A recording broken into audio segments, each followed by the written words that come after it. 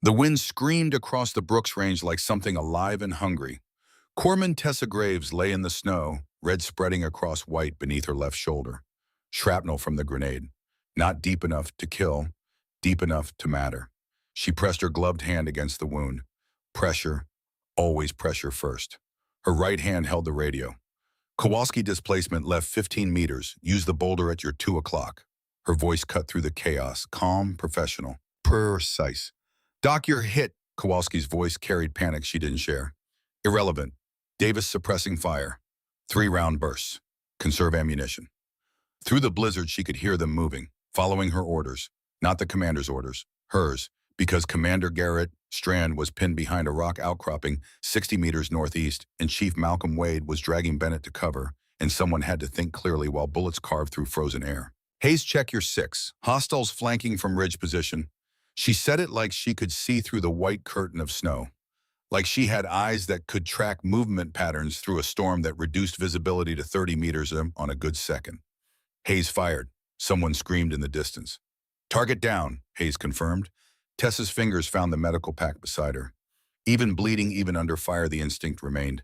Check your equipment. Know what you have. Know what you need. But no medic should know tactical displacement patterns. No corpsman should read terrain like a chessboard. And no one with 6 weeks of deployment should command a firefight with the precision of someone who'd fought 100 battles before. The question wasn't whether Tessa Graves could save them. The question was who Tessa Graves really was. And in 4 minutes, when she opened the bottom compartment of that medical pack, everyone would learn the answer. But first, you need to understand how she got here. 48 hours earlier, the briefing room at Firebase Kodiak smelled like burnt coffee and diesel fuel.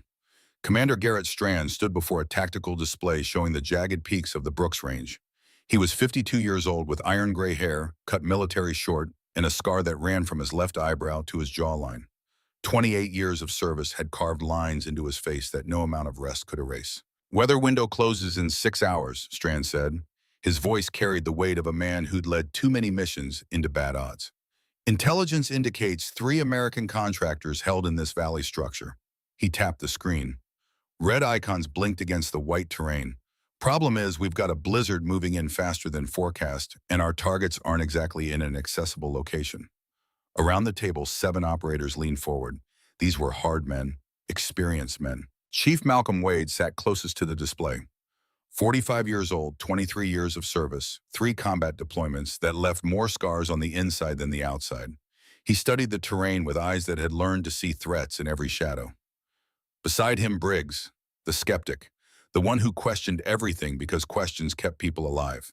Then Hayes, 23 years old and still young enough to believe missions always went according to plan. Stafford, Bennett, and Carson, each one a specialist, each one tested by fire. Insertion point here. Strand indicated a ridge 2 kilometers from the target. Fast rope descent, move on foot, extract the packages, return to base before the storm hits hard. And if we don't beat the storm, this from Hayes, young voice, still asking questions that everyone else already knew the answer to. Strand's silence said everything that needed saying. The door opened. Every head turned, old habits. Know who's entering your space. Could be friendlies, could be threats. The difference was often measured in heartbeats. Captain Tessa Graves entered carrying her medical pack. It weighed 60 pounds, loaded with trauma supplies and equipment that could keep a man alive long enough to reach a field hospital. She was small, maybe 5'4", blonde hair pulled back in a regulation bun, gray eyes that seemed to take in everything without appearing to look at anything directly. Her uniform was crisp, name tape gleaming, boots polished to a mirror shine. She looked exactly like what she was supposed to be, a junior medical officer. 6 weeks deployed, green as grass, completely out of place in a room full of operators who'd been doing this since before she was born. This is Captain Graves, Strand said. His voice was carefully neutral. Field medic, she's with us on this one. Briggs's jaw tightened. He was professional, so his voice stayed level. But the disagreement was clear. Sir, with respect, this is a direct action raid in extreme weather conditions. We need medical support. Strand cut him off. The tone left no room for argument. Captain Graves has Arctic medical training. She goes.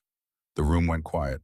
The kind of quiet that happens when soldiers disagree with orders, but know better than to say so out loud. Hayes leaned toward Briggs, whispered just loud enough to carry. Bringing a medic into a blizzard. Great. Now we're babysitting. Tessa heard it. Her expression didn't change. She simply moved to the back of the room, set down her pack with practiced precision, and stood at parade rest. Back straight, eyes forward, hands clasped behind her back. She'd learned a long time ago that the best way to survive was to be exactly what people expected to see. Don't draw attention. Don't give them reason to look closer. Because if they look closer, they might start asking questions. And questions led to answers that Captain Tessa Graves couldn't afford to give. Chief Wade watched her anyway. Something about the way she carried herself was wrong. Not wrong exactly, just off. Too controlled for someone brand new to combat operations. Too still, like she was conserving energy for something. Like she was waiting. Combat veterans learned to recognize that particular quality of stillness. It was the way snipers waited, the way predators waited. It didn't belong on a rookie medic. Wheels up in 30, but by Strand said, gear check at 20, move. The team filed out, already running through mental checklists. Weapons, ammunition, communication equipment, cold weather gear. Every operator had done this 1,000 times. Muscle memory written in procedures learned through repetition until they became reflex. Tessa was last to leave, as always. She touched nothing extra, said nothing extra, just lifted that heavy pack like it weighed nothing at all and disappeared toward the armory. Wade caught Strand in the hallway. They'd served together for 15 years, long enough that Wade knew when the old man was holding something back. Garrett. They were alone, so he used the first name. I've read her file. 6 weeks deployed, 6. This isn't the mission to break in a rookie. Strand's expression was unreadable. 40 years of military service had taught him how to keep secrets. Orders came from up high, he said. Way up, she goes. How high? Higher than you want to know. Wade felt something cold settle in his gut. Higher than Joint Special Operations Command meant intelligence services. CIA, NSA. The kind of organizations that didn't show up on charts and didn't answer to normal chains of command. What aren't you telling me? Wade asked. Strand met his eyes. For just a moment, something flickered there. Something that might have been regret. Or maybe warning. Keep her alive, Malcolm. That's all you need to know. Keep her alive and don't ask questions you don't want answered. Then he walked away, leaving Wade standing in the corridor with a bad feeling that was only going to get worse. The insertion. The Black Hawk bucked through turbulent air rotors, screaming against wind that tried to knock it from the sky. Inside, the 8-member team sat in tactical silence, each running through their own mental preparation. Some prayed, some reviewed procedures, some just sat and breathed and tried not to think about all the ways this could go wrong. Tessa sat at the end of the troop compartment, medical pack between her knees, gloved hands resting on top. Her eyes were closed, but she wasn't sleeping. Her breathing followed a deliberate pattern. 4 counts in, 7 counts hold, 8 counts out. It was a technique they taught to combat controllers, to snipers, controlled breathing to slow the heart rate, to steady the hands, to turn the body into a stable platform capable of absolute precision. It wasn't something they taught to medics. Wade watched her from across the compartment. That breathing pattern, he knew it, had used it himself 100 times before making difficult shots. The loadmaster gave the 2-minute warning. 2 gloved fingers held up. Wade leaned across the compartment, had to shout over the rotor noise. You good? Tessa opened her eyes. They were gray. The color of winter steel. Calm. Unnaturally calm for someone about to fast rope into a combat zone in the middle of a blizzard. Yes, Chief. Stay close to me on the ground, Toro, Wade said. It was an order, but his voice was almost gentle. Don't wander. Don't try to be a hero. You're here to patch holes. Nothing else. Understood, Chief. I mean it. Wade had daughters, 2 of them, both older than this woman sitting across from him. The protective instinct came automatically. These mountains will kill you faster than any bullet. If you're not... I understand, Chief. Her voice was flat, final. The tone of someone who'd said all they were going to say on the subject. The helicopter lurched. Someone cursed. The storm was getting worse. Tessa didn't blink, didn't react, just sat there with that same unnaturally calm expression, breathing in that same control pattern. 1-minute warning. The team stood, checked weapons, secured gear. Tessa shouldered her 60-pound pack and moved to the door. Her movements were efficient. No wasted motion, no hesitation.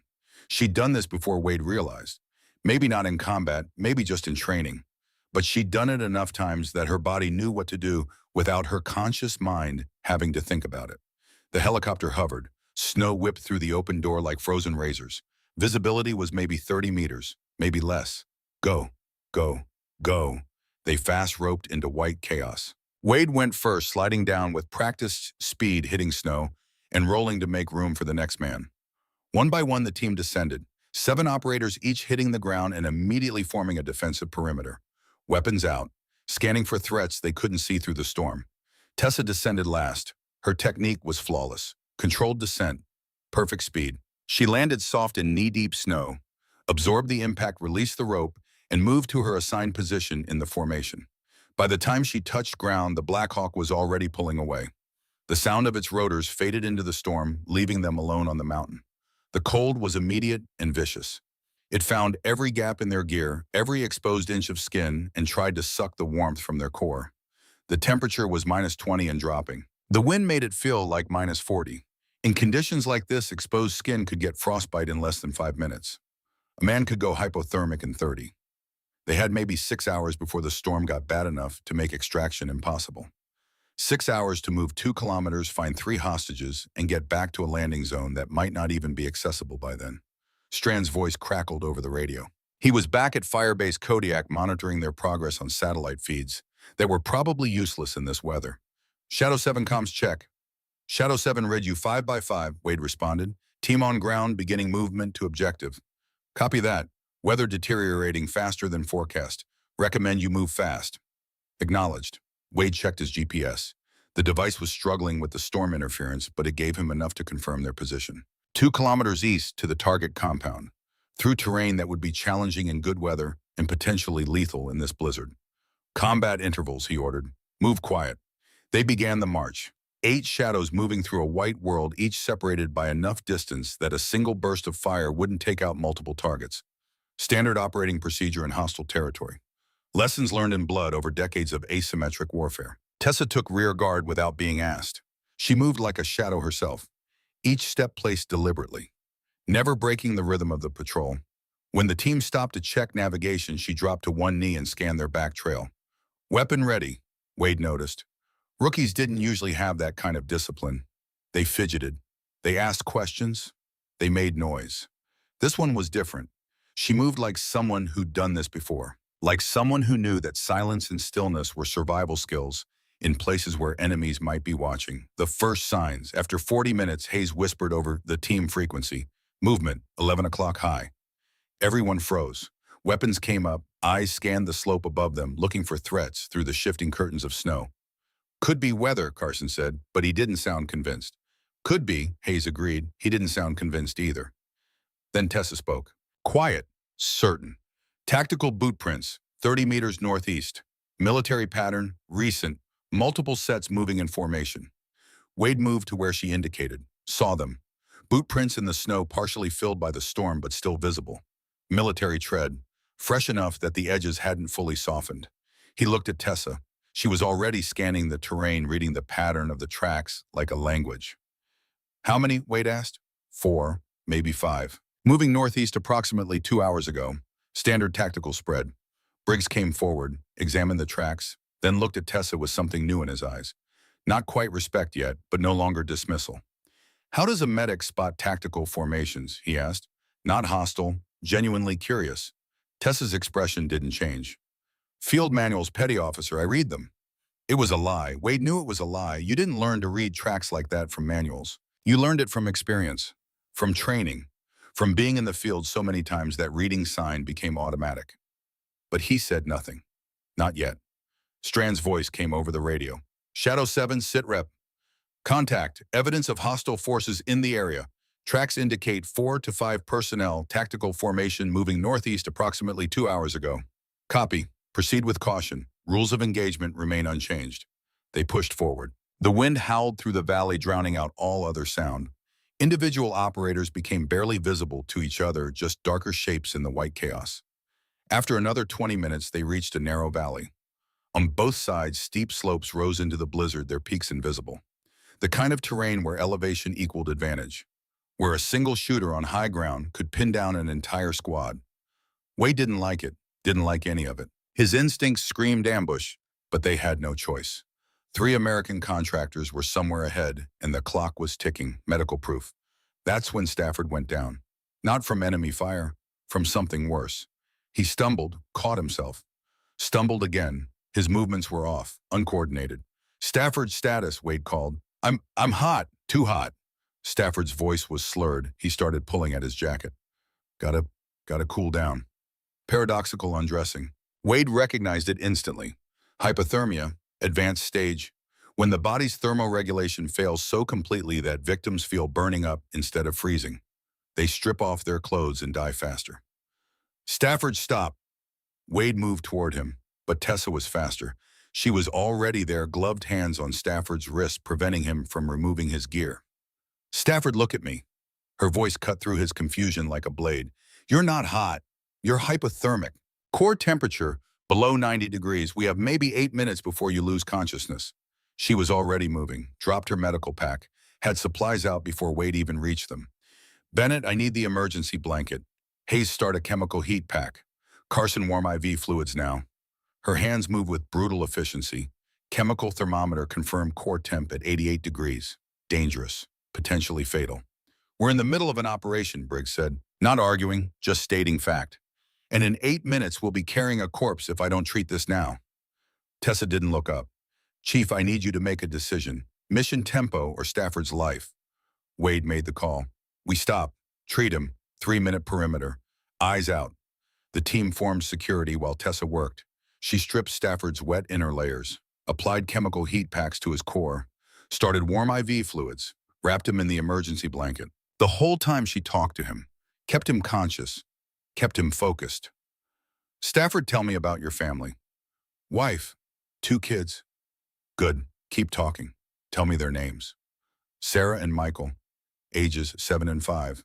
Her hands never stopped moving. Professional, precise, like she'd done this 100 times before in conditions just as bad. After 90 seconds, Stafford's eyes cleared. After 2 minutes, his shivering became more coordinated. After 3 minutes, he was coherent enough to understand what had happened. You saved my life, he said. I did my job. Tessa was already repacking her gear. You're stable enough to move, but you need hospital care within 6 hours. That hypothermia was severe. Your body's thermoregulation is compromised. Briggs stared at her. How did you catch that? He just seemed tired. Paradoxical undressing is a late-stage sign, but there were earlier indicators. Slurred speech 3 minutes ago. Lack of coordination. Inappropriate thermal response. Tessa shouldered her pack. Field medicine isn't about treating symptoms. It's about recognizing patterns before they become fatal. Wade saw it then. The shift in how the team looked at her, not quite respect yet, but no longer skepticism. She wasn't dead weight. She knew her job.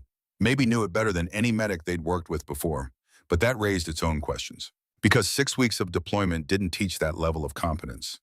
That came from experience, from repetition, from treating cold casualties in the field over and over until the procedure became automatic.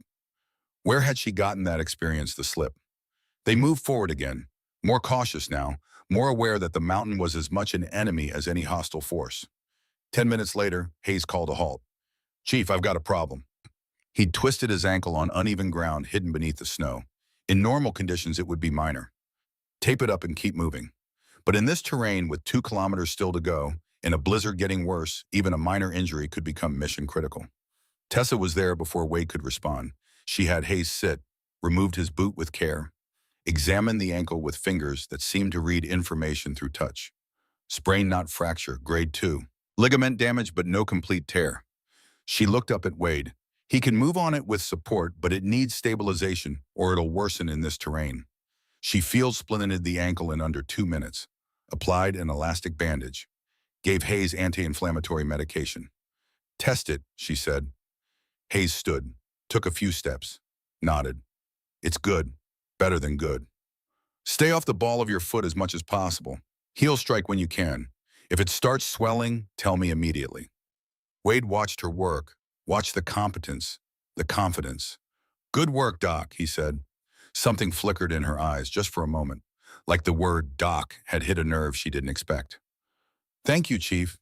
They pushed on. The valley narrowed further. The walls closed in on both sides. That's when it happened. A rifle shot, distant but clear. The sound echoed off the valley walls, making it impossible to pinpoint the exact source. But Wade knew that sound. He'd heard it too many times. Precision rifle. Long range, someone up on that ridge had just taken a shot. Contact, Wade dropped behind cover. High ground northeast quadrant. The team scattered, finding what cover the terrain offered. Another shot. This one hit closer. Snow erupted 3 feet from Hayes's position. That's not suppressing fire, Briggs said, voice tight with controlled fear. That's a marksman. He's testing range. A third shot screamed past so close that Carson swore he felt the air split. Jesus Christ, that guy can shoot through a blizzard. Wade's tactical mind raced through the variables. 600 meters in these conditions, wind gusting at 45 knots, snow reducing visibility to almost nothing, and the shooter had nearly scored a headshot. That wasn't luck. That was world-class skill. We're being herded, Wade said into his radio. He's pushing us into a kill zone.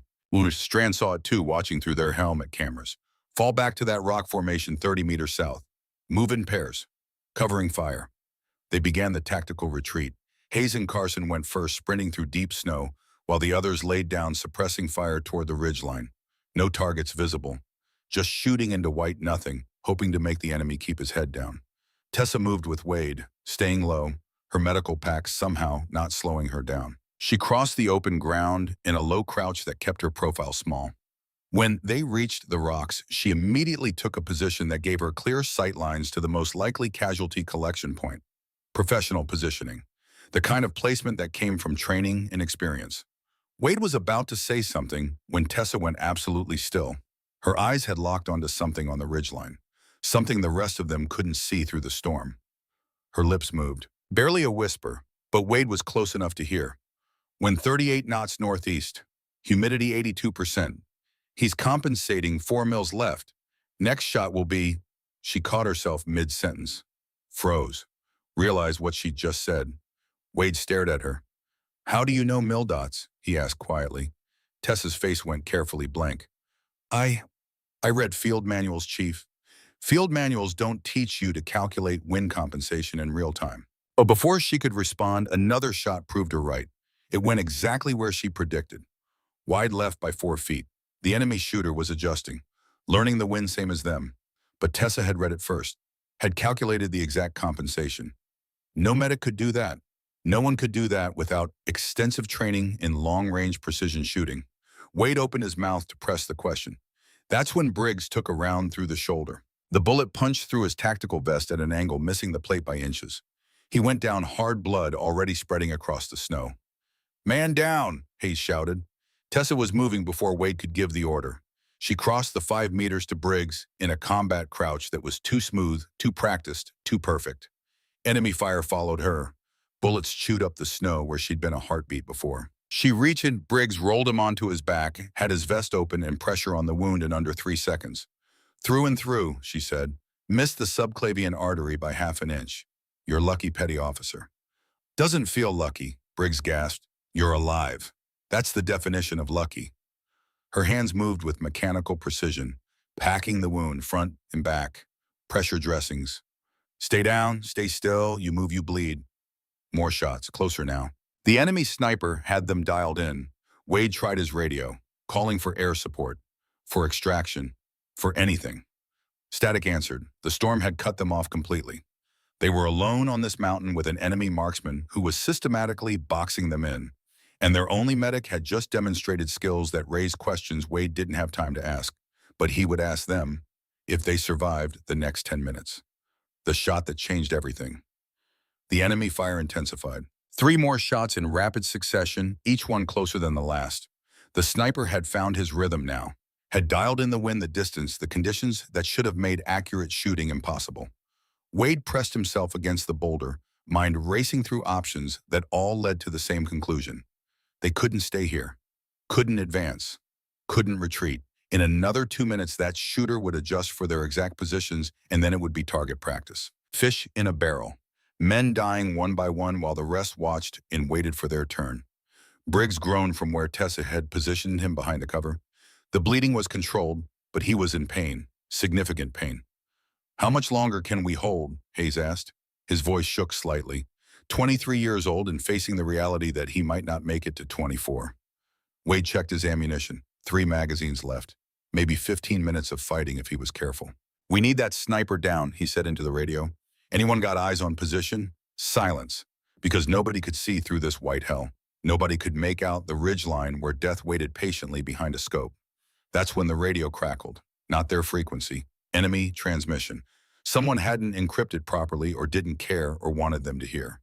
The voice had a Russian accent. Thick. Unmistakable. Target confirmed. Wraith 7 is alive. Repeat, Wraith 7 is in the valley. Another voice. Also Russian. Copy that. Engaging primary target. All units converge on her position. Affirmative. The contract is for 2 million. Dead or alive, but preferably breathing. They want to know what she knows. The transmission ended. Wade looked at Tessa. She had gone absolutely still. Her face was pale, not from cold, from something else. From recognition. From a name that clearly meant something to her. Graves, Wade said quietly. What was that? Tessa didn't answer. Her eyes were locked on something far away. Something none of them could see. A memory, maybe. A past she thought she'd left behind. Captain Graves. Wade made it an order. Explanation. Now. Before she could respond, Hayes screamed. The bullet had caught him low, through the gap between his vest and his belt, into the soft tissue of his lower abdomen where major blood vessels ran close to the surface. He went down, hard hands clutching his stomach, blood pumping between his fingers in rhythmic spurts that meant arterial damage. Femoral artery. Maybe the iliac. Either way, he had minutes, maybe less. Tessa moved instantly, crossed the open space in a sprint that drew fire from the ridge.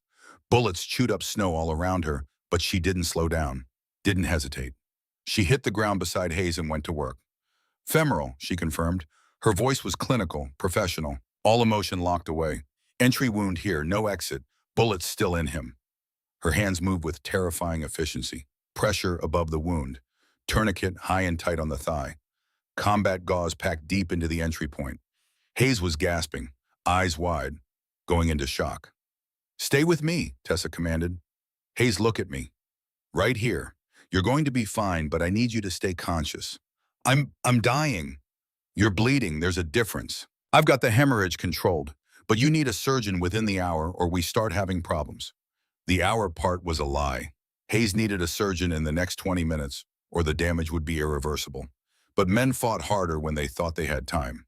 Wade watched Tessa work, watched the competence that went beyond training, beyond experience.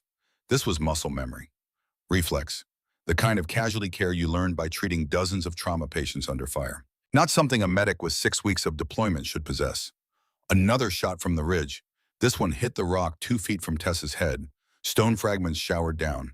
She didn't flinch, didn't even look up, just kept working on Hayes. Chief, she said quietly, we have a problem. Just one. Hayes needs surgery now, and that sniper isn't going to let us leave. I'm aware. Tessa secured the last bandage, checked Hayes's pulse, gave him morphine for the pain. Then she looked at Wade with those gray eyes that suddenly seemed older than they should be. I can end this, she said. Wade stared at her. What? The sniper. I can kill him, but... She hesitated, actually hesitated, like the next words cost her something. But you need to understand, if I do this, everything changes. Graves, you're a medic. You're not... I know what I am. Her voice was flat, hard. The question is whether you're ready to know too. Another shot. Another near miss. Carson cursed, pressing himself flatter against the boulder. Hayes was fading. The morphine was helping with the pain, but his blood pressure was dropping. His skin was going pale. Shock was setting in despite Tessa's treatment. Wade made the decision. Do it, he said. Whatever it takes, just do it. Tessa nodded once, reached for her medical pack. But instead of pulling out more supplies, she opened a compartment the rest of them hadn't seen before. Hidden in the bottom, sealed with a secondary zipper that blended into the pack's lining. Her hands moved with practiced precision. Pulled out components that didn't belong in a medical kit. A rifle stock, custom made, carbon fiber, precision machined, a barrel, match grade, with threading for a suppressor, an action, a scope, a bipod. In 30 seconds, she had assembled a complete rifle. M2010 enhanced sniper rifle, customized, modified. The kind of weapon that cost $40,000 and required a gunsmith with serious expertise to build. The team stared in stunned silence. What the fuck? Briggs whispered. Tessa didn't look at them. She was checking the rifle. Running through a procedure she'd clearly done 1,000 times before. Bolt action, scope calibration, bipod deployment. Captain Graves, Strand's voice over the radio, tight, controlled. Explain that weapon, now. Tessa chambered around. The metallic click somehow carried over the wind. Sir, she said quietly, you're going to want to watch what happens next, and then we'll talk. She moved to a position with line of sight to the ridge, 680 meters away through a blizzard that reduced visibility to almost nothing. Set up the bipod, settled in behind the rifle. Her body went absolutely still. Wade watched her, watched the transformation. This wasn't a medic pretending to shoot. This was something else entirely. This was a professional assuming a position she knew intimately. Muscle memory taking over, her breathing changed, slower, deeper, the 478 pattern he'd noticed on the helicopter. Range, she whispered, 680, wind 41 knots northeast, temperature minus 24 Celsius, humidity 82%. She was talking to herself, running calculations. Bullet drop compensation 11 mils, wind compensation 6.3 mils right. Target is stationary, probably thinks we can't shoot back in these conditions. Her finger found the trigger. Professional placement. Pat of the finger, not the joint. He's wrong. She fired. The rifle bucked. The suppressor reduced the sound but didn't eliminate it. A sharp crack that echoed off the valley walls. For 2 seconds, nothing happened. Then Tessa made a sound. Small. Frustrated. Miss, she said. Wind gust. 4 feet left. She'd missed. The shot that was supposed to save them had missed. Wade felt his stomach drop. One chance. They'd had one chance in adjusting, Tessa said. Her voice was shaking now, actually shaking. 3 years. It's been 3 years. I'm rusty. She worked the bolt, chambered another round, but her hands weren't steady anymore. Graves, Wade said carefully. If you can't make the shot, I can. But she didn't sound certain. I need to remember. Need to. Hayes coughed. Blood on his lips now. Internal bleeding. Getting worse.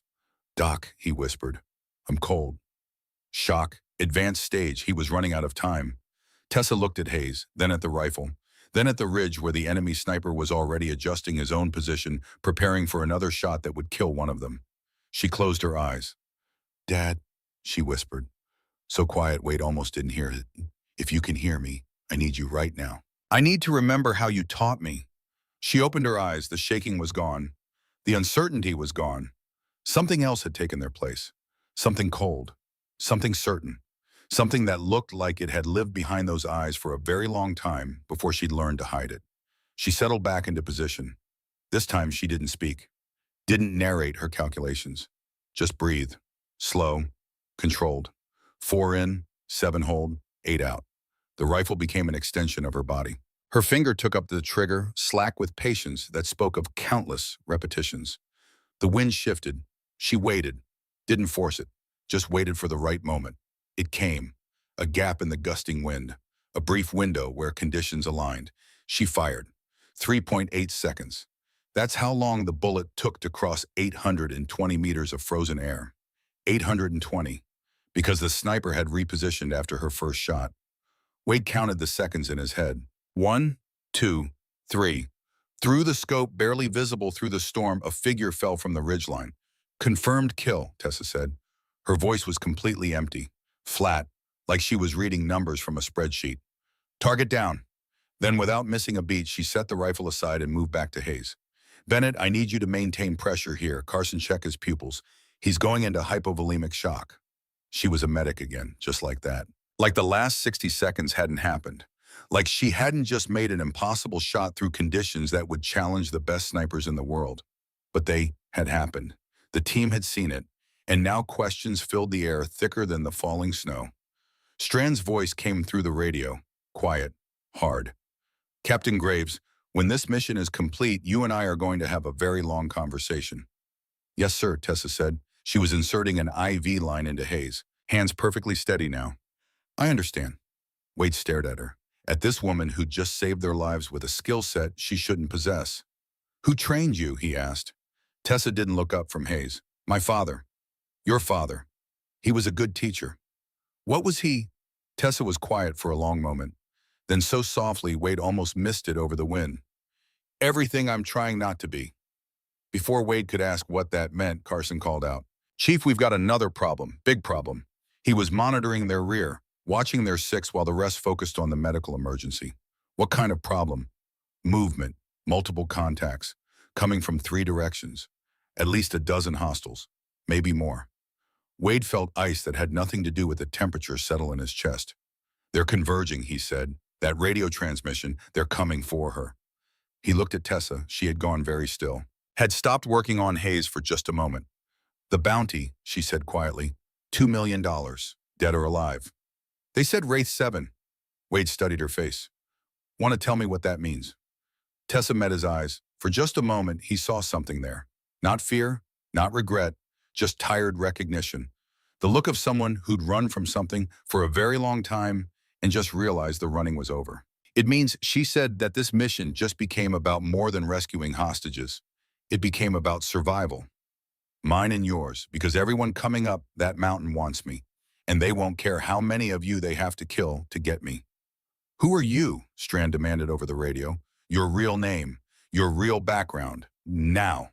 Tessa looked down at Hayes, at this young man who was dying because he'd been in the wrong place at the wrong time, because she'd been on this mission, because her past had followed her even here to a frozen mountain in Alaska where she thought she could pretend to be someone else. My name, she said slowly, is Tessa Graves. That part is true, but 3 years ago I was someone else, someone with a different call sign in a different mission. She pulled out her dog tags. On them, the standard information. But underneath the regulation tags, there was another one. Older, different metal. She pulled it out from under her collar. Wade read the call sign stamped into the metal.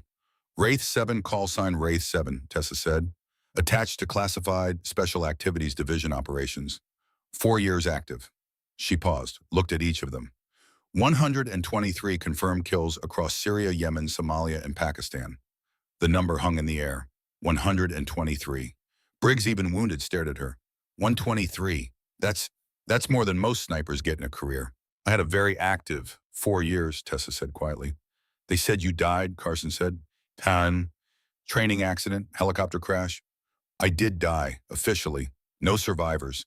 They gave me a new name, a new life. Told me I could walk away from it all. Be someone different. And you became a medic, Wade said. I wanted to save lives, not take them. Tessa looked back at Hayes. I thought I could balance what I'd done, make up for it somehow. Wade was about to ask more when Strand's voice came through again. Graves, I need full disclosure. What ended your operational status? Why did they let you walk away? Tessa was silent for a long moment. Her hands had stopped moving, had gone completely still. Sir, she said quietly, do you really want to know here now? I need to understand what we're dealing with. Tessa took a breath. When she spoke again, her voice was different, distant, like she was watching something far away. Target 124, she said. Aleppo, Syria, 4 years ago. Syria, 4 years ago. The sun was setting over Aleppo, turning the destroyed city golden. From her position on the rooftop, Diana Rivers, the woman who had become Tessa Graves, watched the compound through her scope. She'd been in position for 6 hours, hadn't moved, hadn't eaten, hadn't done anything but watch and wait. That's what snipers did. They became part of the landscape. They stopped being human and became tools.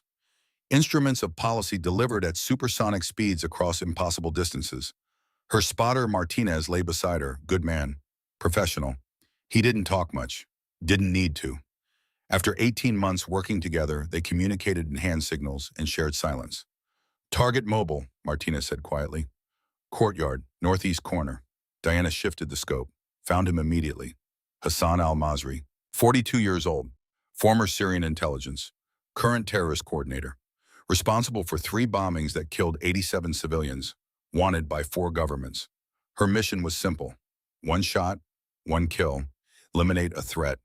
Through the scope, she watched Hassan step into the courtyard. He was on his phone. Animated conversation. Probably coordinating another attack, another market bombing, another hospital, another school. Diana's finger moved to the trigger. Range 460 meters. Wind negligible. Temperature optimal. Perfect conditions. She started her breathing. 4 in, 7 hold, 8 out. That's when the girl appeared. Small, maybe 8 years old, dark hair and pigtails, wearing a yellow dress that seemed impossibly bright against the gray rubble of the city. She ran to Hassan, wrapped her arms around his legs. Diana could see her laughing even without audio. Hassan put away his phone, picked up the girl, spun her around. The girl's laughter was probably bright and clear, the kind of sound that had become rare in Aleppo. Diana's finger froze on the trigger. Through the scope, she watched Hassan set the girl down. Watched him pull something from his pocket, a small box. The girl opened it. Even from 460 meters away, Diana could see her eyes light up. A necklace. Silver. The girl put it on immediately. Hassan knelt down, said something Diana couldn't hear. The girl nodded seriously, then threw her arms around his neck.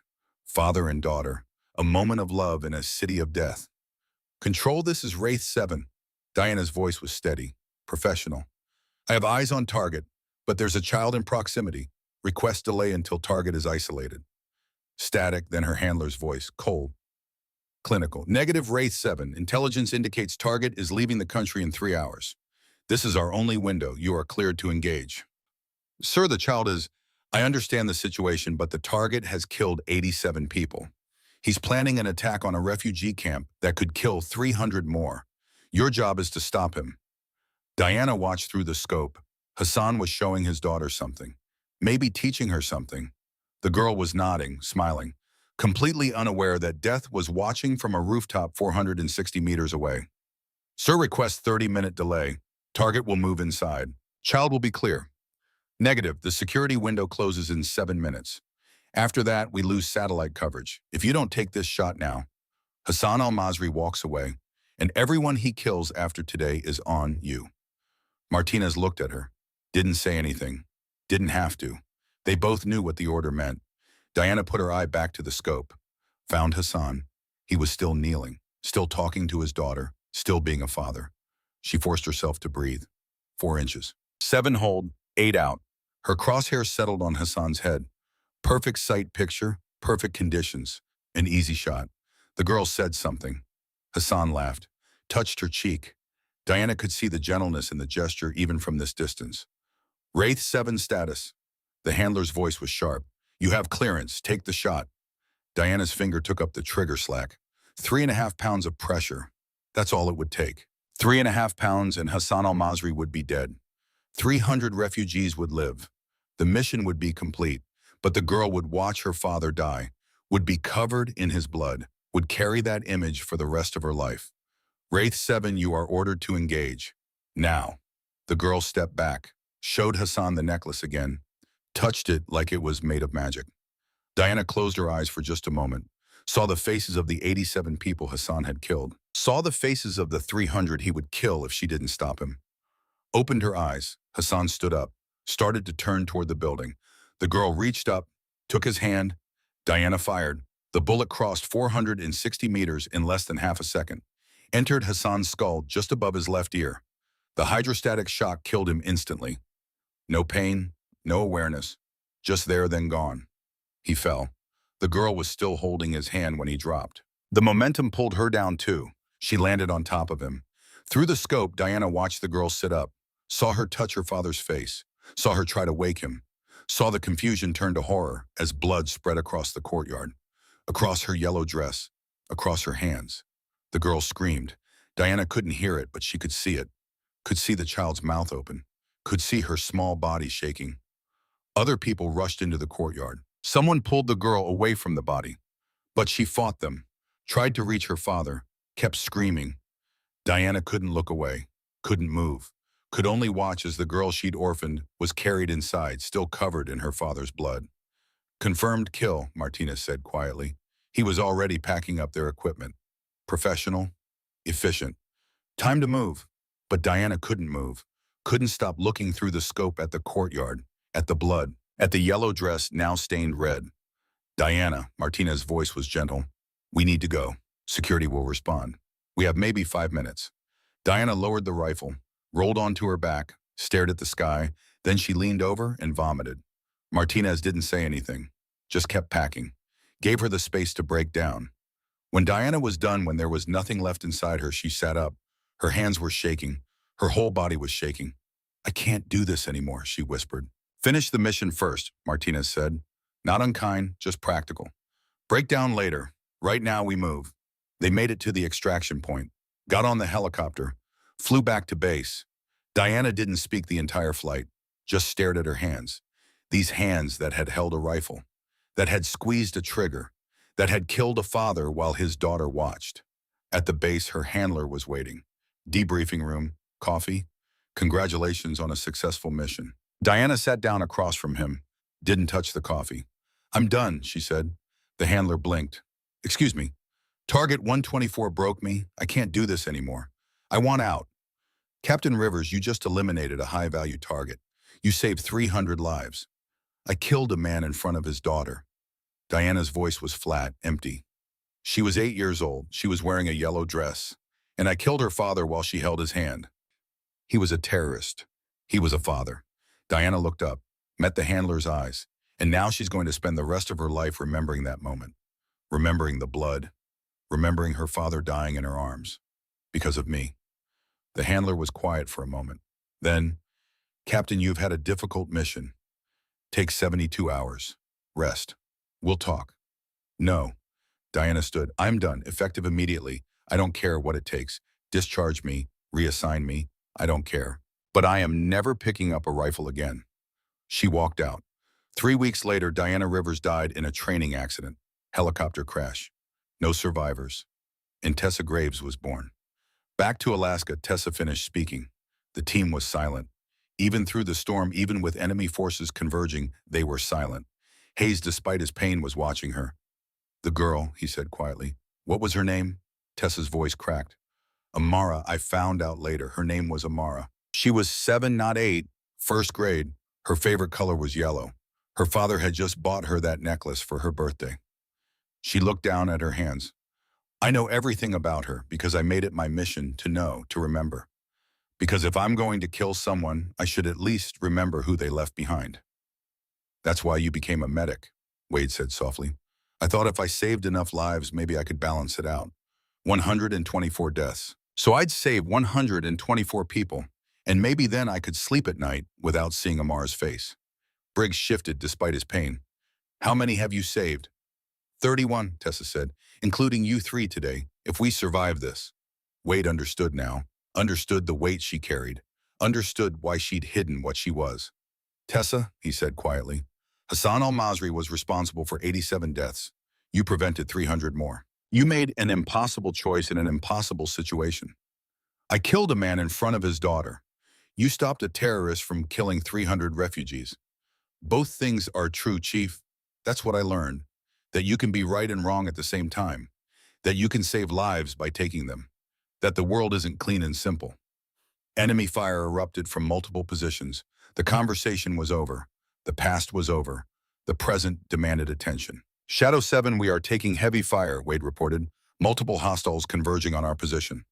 Negative on QRF, Strand said. Storm too heavy. You're on your own. Wade looked at Tessa, at this woman who carried 124 deaths and 31 saves, who was trying to balance scales that might never balance. Can you get us out of this, he asked. Tessa looked at the ridge positions, at the terrain, at the math. Maybe, she said, but you need to understand. To do this, I can't be Tessa Graves' medic. I have to be Diana Rivers. I have to be Wraith 7. Then be her, Wade said, because we're out of options. Tessa picked up the rifle again. When she settled into position this time, the transformation was complete. No hesitation, no uncertainty, just cold lethal competence. Bennett, you're on Hayes. Carson, watch our 6. Briggs, left flank if you can. She was giving orders now. Tactical, professional. Contact, 11 o'clock. 1,000 meters. She fired, worked the bolt, fired again. 2 down. Wade watched her work, watched Wraith 7 emerge from the woman who'd been trying to bury her. The killing count that had stopped at 124 was about to start moving again. Tessa fired. Another target dropped. 125, she said quietly, and in her voice Wade heard both certainty and grief.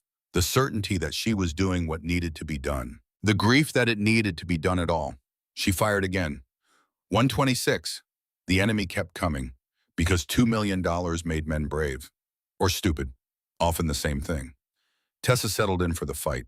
The long kill, the protection of her team through the only method remaining. Precision violence delivered at impossible distances. She thought of Amara. Would always think of Amara. Every shot, every kill, every number added to the count. But she also thought of Hayes, of Bennett, of Briggs, of all the men who would go home to their families if she did this. The scales might never balance perfectly, but she could keep trying, one shot at a time. Integration. The storm was getting worse. Wind speeds had climbed past 50 knots, driving snow horizontal across the Brooks Range. The temperature had dropped to minus 28 Celsius. In these conditions, exposed skin would freeze in under 90 seconds. But Tessa Graves wasn't thinking about the cold. She was thinking about angles, bullet trajectories, wind drift calculations, the mathematics of precision shooting that she'd spent 3 years trying to forget. Another target appeared on the ridge, 900 meters, moving between rock formations with tactical awareness.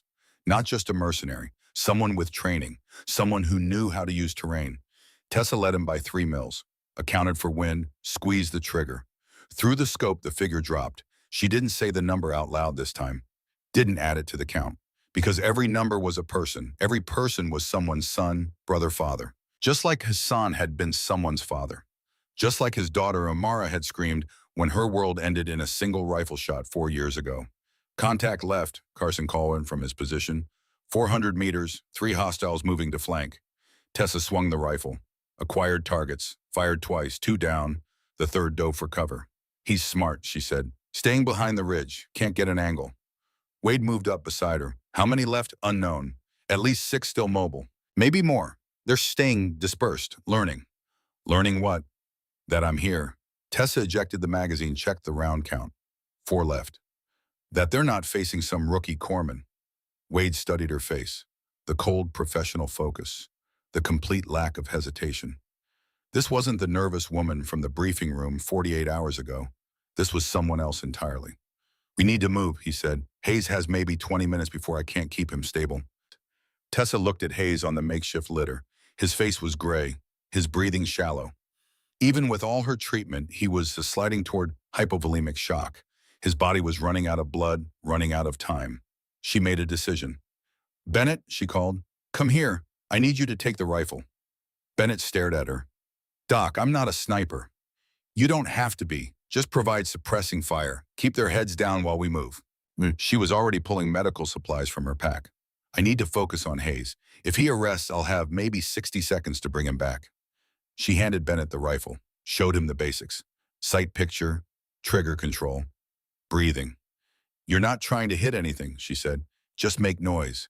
Make them think twice about exposing themselves. Then she moved to Hayes, checked his vitals. Pulse was thready, blood pressure dropping. She'd done everything she could in the field, but field medicine had limits. He needed a surgeon, an operating room, blood transfusions. He needed things she couldn't give him on a frozen mountain.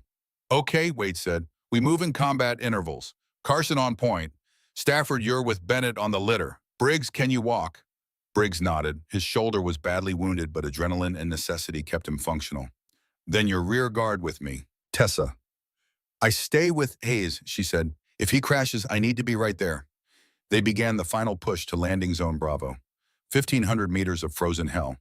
Every step was a negotiation with the mountain, with the storm, with their own failing bodies. Tessa moved beside the litter, one hand on Hayes' neck, checking his pulse, the other ready to grab equipment if his heart stopped. Behind them, Bennett fired the rifle. 3 shots, spaced out, deliberate. Not accurate, but enough to make the pursuing mercenaries cautious. They covered 300 meters before the next attack came. This time it wasn't rifle fire, it was something worse. Bennett went down without warning, collapsed mid-step, clutching his chest, unable to breathe. Tessa was there before he hit the ground, rolled him onto his back, ripped open his jacket. One look told her everything. Tension pneumothorax, she said. Her voice was calm, but inside her mind was screaming. His lungs collapsed. Air is building up in his chest cavity. It's compressing his heart and other lung.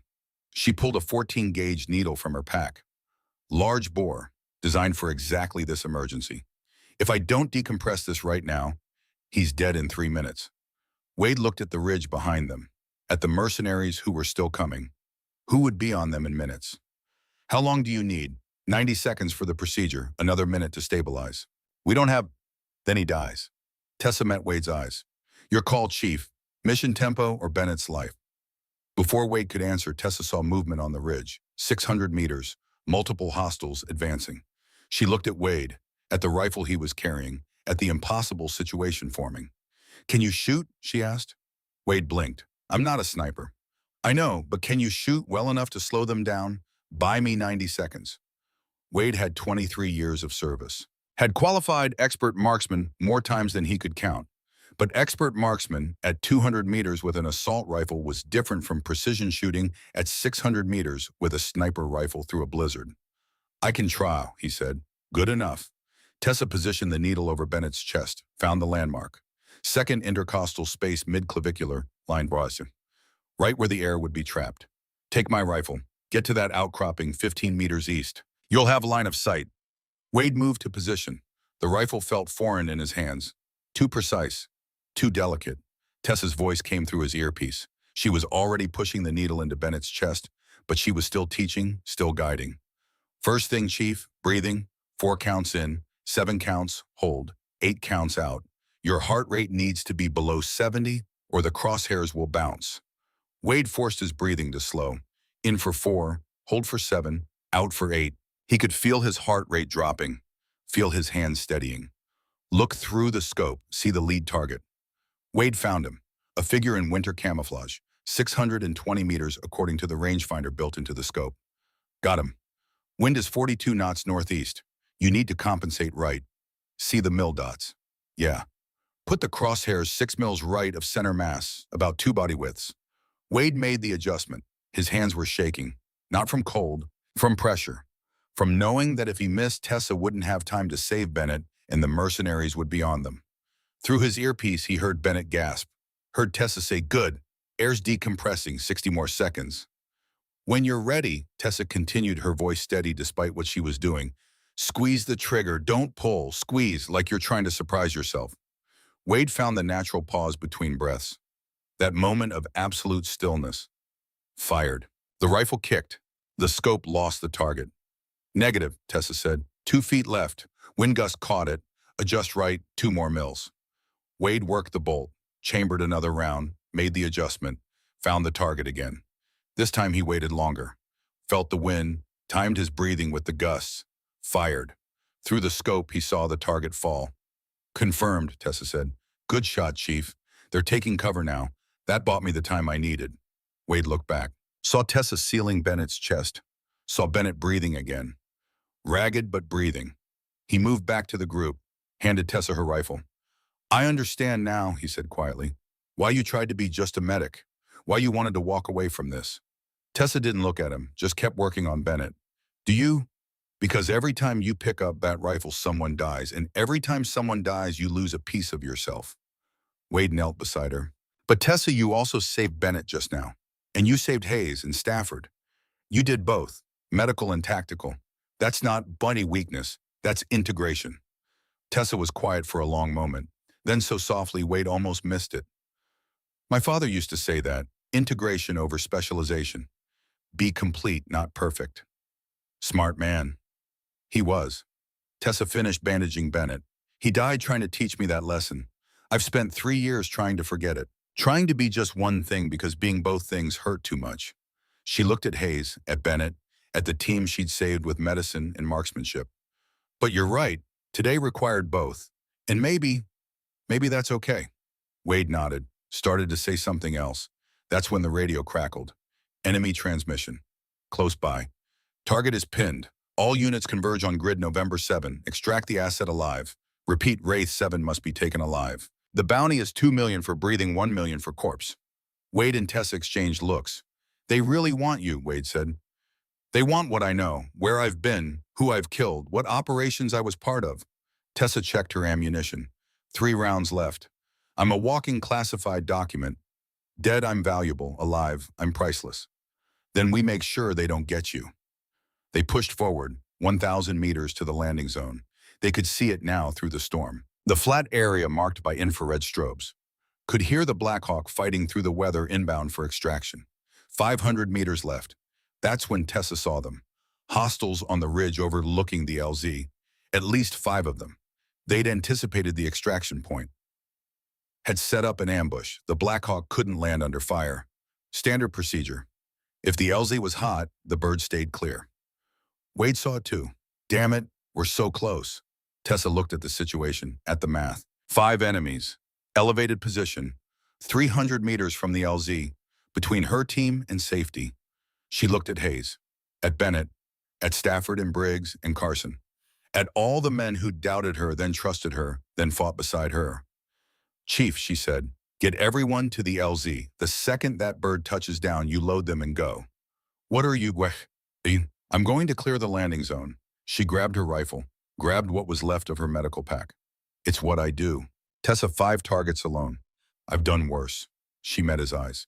In Syria, I cleared a 12-man position solo while wounded. This is just practice. That was before. You've been out for 3 years. Some things you don't forget, Chief. Some things are written too deep. She checked the rifle, loaded her last magazine. Get them to safety. That's an order. Then she was moving, not away from the enemy position, toward it. Wade wanted to stop her, wanted to order her back, but he knew she was right. Someone had to clear that LZ, and she was the only one who could do it. Tessa found an overwatch position 200 meters from the enemy, behind a snow-covered boulder that gave her concealment in a clear line of sight. 5 targets. The helicopter was 90 seconds out. She had 90 seconds to eliminate 5 trained fighters who knew she was coming. 18 seconds per target, assuming perfect conditions, which these weren't. She forced herself to breathe, forced the pain in her shoulder into a distant compartment, forced everything away except the scope, the targets, the wind, the math. First target, 800 meters, partially concealed behind a rock formation, only his head and shoulders visible. Tessa put the crosshairs on him, compensated for wind, for distance, for the way cold air affected bullet trajectory. Fired. Through the scope, she saw pink mist. Confirmed kill. Second target, 900 meters. This one was smart. Saw his partner drop and immediately went to ground. Started moving between cover points, making himself a difficult target. Tessa tracked him. Watched his pattern. Soldiers had patterns, even good soldiers. They moved in ways their training taught them. Left to right, high to low, predictable once you knew what to look for. There, an exposure. 3 seconds while he crossed from one boulder to another. She led the target. Squeezed the trigger during his second step. He dropped. Third target. This one was smarter than the others. Stayed completely in cover. Fired back at her position. Bullets chewed up the snow around her, but he was firing blind. Suppression, not precision. Tessa adjusted her position, moved 3 meters right, changed her angle. His cover was good from the front. But from this new position, she could see a sliver of his left side. Maybe 10 inches of exposure. 10 inches at 860 meters through a blizzard. She took the shot. He went still. Fourth target. He broke. Started running, away from the fight, away from the ghost who just killed 3 men in under a minute. Tessa tracked him, led him by 5 mils, accounted for his sprint, for the panic that made his movements erratic. Fired. He fell forward into the snow and didn't move. Fifth target, the last one. The one who'd watched all his teammates die and now faced a choice, run or fight. He chose to fight. Opened up with full automatic fire at Tessa's position. Rounds impacted all around her. One grazed her helmet, close enough that she felt the heat. Professional, trained, dangerous. Tessa waited, let him empty his magazine. Watched for the pause, the moment when he'd have to reload. There, the firing stopped. 2 seconds, maybe 3. While he dropped the empty mag and seated a fresh one, she fired during his reload. Confirmed kill. LZ is clear, she transmitted. Her voice was empty, hollow. Bring in the bird. The Black Hawk descended through the white chaos, touched down hard on the frozen ground. Wade's team moved fast, Hayes first. Always the critical patient first. Then Bennett, then Stafford, then Briggs. Tessa ran back toward them. Her shoulder was bleeding heavily now. The exertion had torn the wound completely open. She could feel hot blood running down her arm. Could feel her vision starting to tunnel. Not yet, not until everyone's loaded. Carson tried to help her onto the helicopter. She pushed him away. Load everyone else first. Doc, you're losing blood.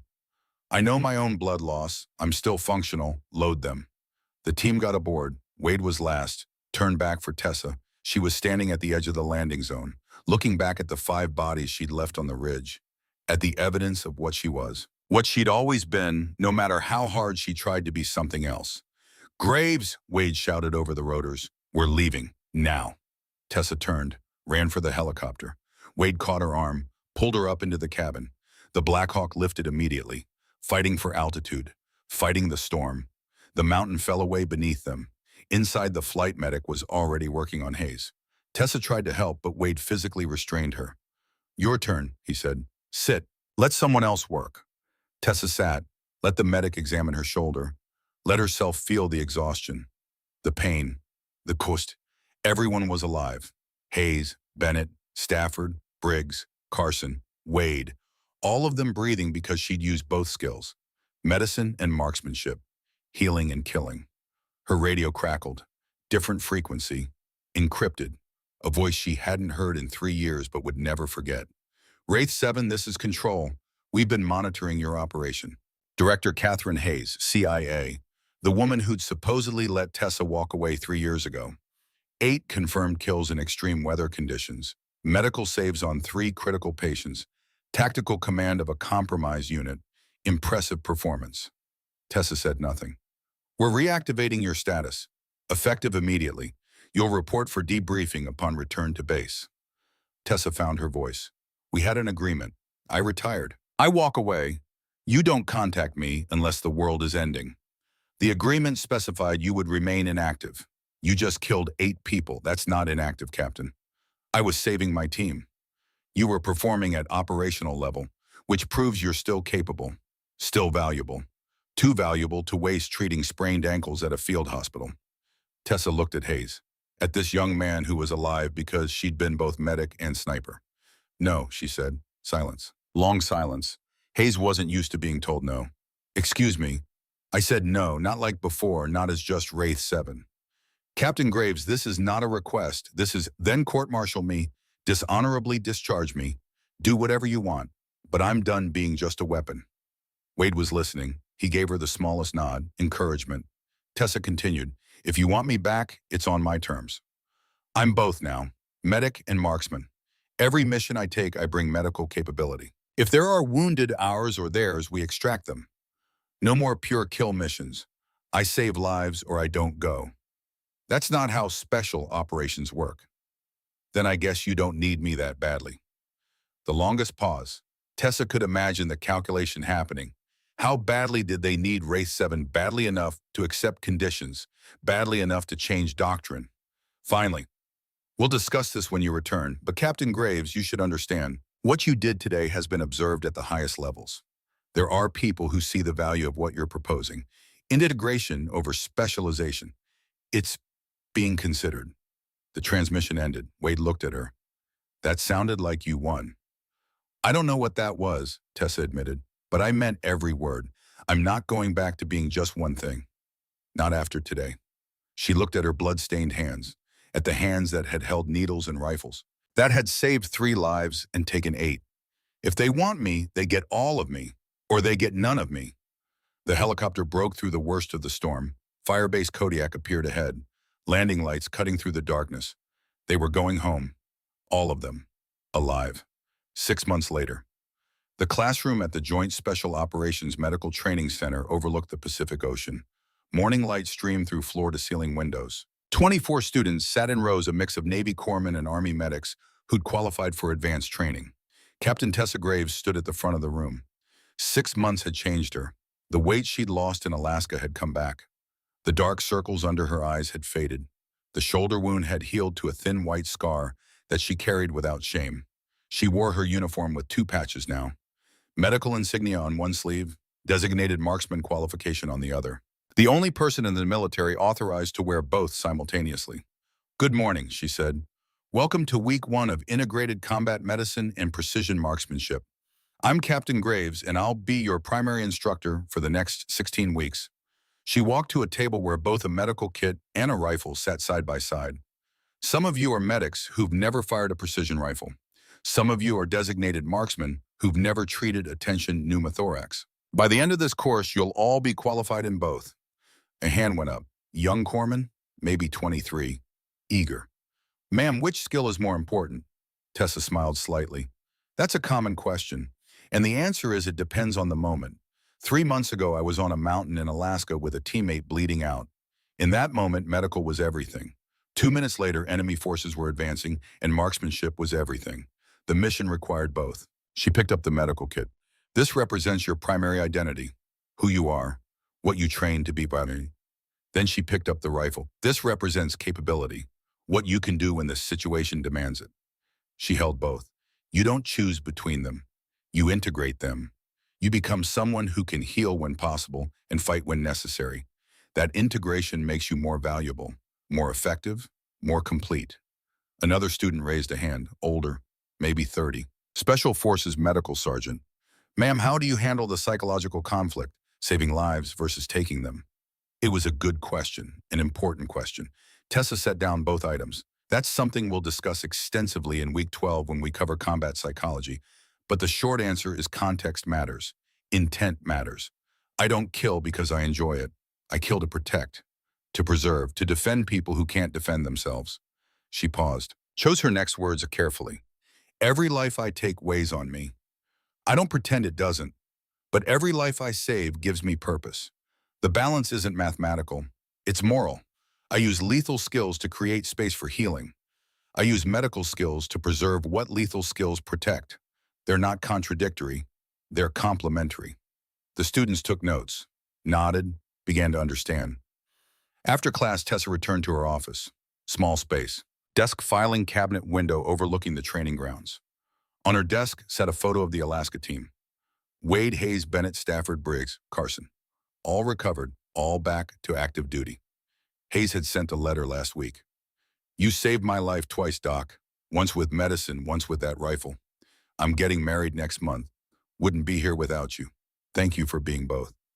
38 lives saved now, counting the 6 months of teaching. Counting the students she'd trained who'd gone on to save others. The killing count had stopped at 153. She hadn't pulled a trigger in combat since Alaska, but she stayed ready, stayed trained, because capability wasn't the same as action. Being able to kill didn't mean you had to. It meant you could if the situation demanded it, if lives depended on it. Her phone rang, personal cell, private number. She looked at the caller ID, felt her heart skip.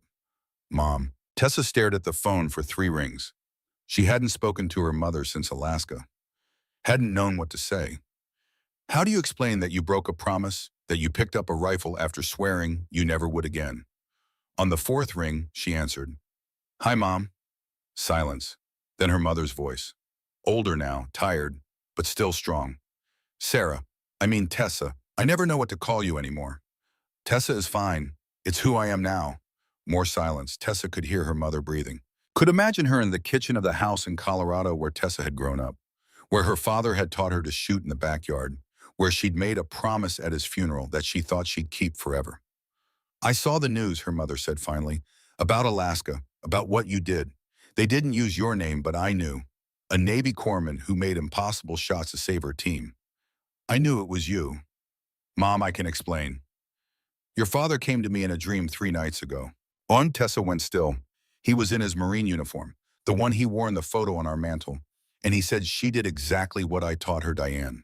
She saved lives with both hands. Be proud. Tessa felt tears building, fought them back. When you promised me you'd never touch a gun again, her mother continued, I thought I was protecting you. I'd lost your father to war. I couldn't lose you too. So I made you promise, made you choose, forced you to bury half of who you were. Mom, let me finish. I was wrong. Your father spent 16 years teaching you not to be just a shooter, but to be a protector. He taught you medicine alongside marksmanship, taught you when to heal and when to fight. He was trying to make you complete, and I tried to make you broken. The tears came now. Tessa didn't fight them. I broke my promise, she whispered. No, sweetheart, you kept a higher promise. The one you made when you put on that uniform. To protect, to serve, to come home if you could, but to make sure your teammates came home regardless. Her mother's voice cracked. You saved 8 men, Tessa. 8 families got their sons and husbands and fathers back because you used every skill you had. How could I be anything but proud? Tessa couldn't speak, could only cry silently while her mother continued. Your father would be so proud of you, not because you can shoot, not because you can save lives, but because you can do both, and you choose wisely when to use each skill. That's wisdom, honey. That's who he raised you to be. I miss him, Tessa managed. I know. I miss him too. But he's not really gone, is he? He's in every lesson you teach, every life you save, every decision you make about when to heal and when to fight. He lives on through you. They talked for another 20 minutes about Alaska, about the new training program, about Tessa's students, about life and death and the space between. When Tessa finally hung up, she felt lighter, like a weight she'd carried for 3 years had finally lifted. There was a knock on her door. "Come in." Chief Malcolm Wade entered. He'd taken a posting at the training center 3 months ago, officially as an instructor, unofficially as a mentor to Tessa, a friend who understood what it meant to carry both capabilities. "Heard you on the phone," he said. "Everything okay?" "Yeah," Tessa said. She wiped her eyes. "Better than okay. I talked to my mom. First real conversation in 3 years." Wade nodded, sat down in the chair across from her desk. "How'd it go?" "She gave me her blessing, said my father would be proud." "He would be, you know that, right?" Wade leaned forward. "Tessa, I've been doing this for 23 years. I've worked with hundreds of operators, medics and snipers, pilots, commanders, and I've never seen anyone integrate two completely different skill sets the way you do. You're not just good at both, you're exceptional at both. That's rare. That's valuable." "It's exhausting," Tessa admitted, "trying to be both, trying to know which one to use when. It gets easier. You've only been doing this integrated approach for 6 months. Give it time. Trust your instincts. They've been good so far." Wade stood to leave, stopped at the door. "By the way, there's a briefing at 1400. SOCOM wants to see you. Something about a new mission profile." "What kind of mission?" "The kind where they need someone who can do both." At 1400 hours, Tessa sat in a secure briefing room with General Marcus Hale and Director Catherine Hayes on a video screen. "Captain Graves," Hale began, "we have a situation. Damascus, high-value target planning and attack on a refugee hospital. Intelligence suggests 300 children in the facility." A photo appeared on screen.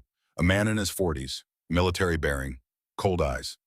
"Target is Ibrahim al-Sayed, former Syrian military intelligence, responsible for at least 6 previous attacks on civilian infrastructure.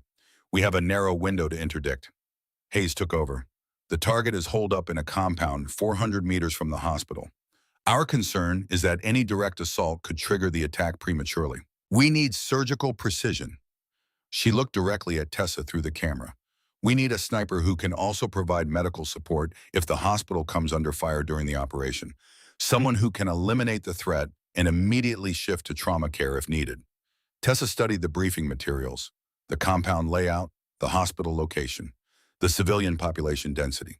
"What's the ROE?" she asked. "Tight," Hale said. "Target only, no collateral." "The compound has 4 additional personnel. Security detail. They're not targets unless they present immediate threat. And if the hospital does come under fire, then your priority shifts to medical. Immediately, no questions." Hayes leaned into the camera. "This is what you asked for, Captain. Integration, using both skill sets in a single operation. Are you ready?" Tessa thought about it. Really thought about it. 6 months ago, she would have said no, would have refused on principle, would have insisted she was just a medic, now done with the killing. But 6 months had taught her something important. Had shown her that the world didn't offer simple choices, that sometimes the only way to save lives was to take one. That capability wasn't the same as bloodlust. That being able to kill when necessary didn't make you a monster. It made you a guardian. "I'll do it," she said, "but I bring my medical team, full trauma capability. If that hospital takes fire, we need to be able to handle mass casualties." "Agreed," Hale said. "You'll have a full medical support element. Doctors, nurses, supplies. You focus on the tactical problem. They focus on the consequences." "When can you?" Tessa asked. "Wheels up in 48 hours. You'll insert via helicopter. Take the shot, provide overwatch while the medical team secures the hospital. Extract when complete." Tessa nodded. "I'll need to brief my team. Prep equipment. Review." "Captain," Hayes interrupted. Her voice was softer now, almost respectful. "We understand you're not Wraith 7 anymore. You made that clear. Have you thought about a new call sign?" For the record, Tessa had thought about it, had spent 6 months thinking about it, about who she was now, about what she'd become. "Phoenix," she said. "Call sign Phoenix 7. "Phoenix," Hale repeated, rising from the ashes. "Something like that. The person I was died 3 years ago. The person I tried to become couldn't survive in the real world. Phoenix 7 is who emerged from both. Reborn, different, better." Hayes nodded slowly. "Phoenix 7 it is. Good hunting, Captain." The screen went dark. Tessa sat alone in the briefing room, thought about Ibrahim al-Sayed, about 300 children in a hospital, about the shot she'd have to make and the lives she'd have to save afterward. 153 kills, 38 saves. After this mission, maybe 154 and 338, if everything went right, if she made the shot, if the hospital stayed safe. The math was starting to balance. Not perfectly, maybe never perfectly, but better. She stood, walked to the window, looked out at the training grounds where her students were practicing. Half of them on the range learning to shoot, half of them in the medical bay learning to save, all of them learning to do both. That was her legacy now. Not the lives she'd taken, not even the lives she'd saved, but the knowledge she was passing on, the integration she was teaching, the future generation of operators who wouldn't have to choose between healing and fighting, who could do both. Her phone buzzed, text message from Wade. Heard you took the mission. Proud of you. Your father would be too. Tessa smiled, typed back, thanks, Chief, for everything. She had 48 hours to prepare, to plan, to get ready for a mission that would require every skill she possessed. Medical and tactical, healing and killing. Both capabilities, both necessary, both part of who Phoenix 7 had become. She headed to the armory to prep her rifle, then to the medical supply room to build her trauma kit, because that's what integration meant, being ready for both, being complete. And for the first time in 3 years, Tessa Graves felt like she might actually be whole.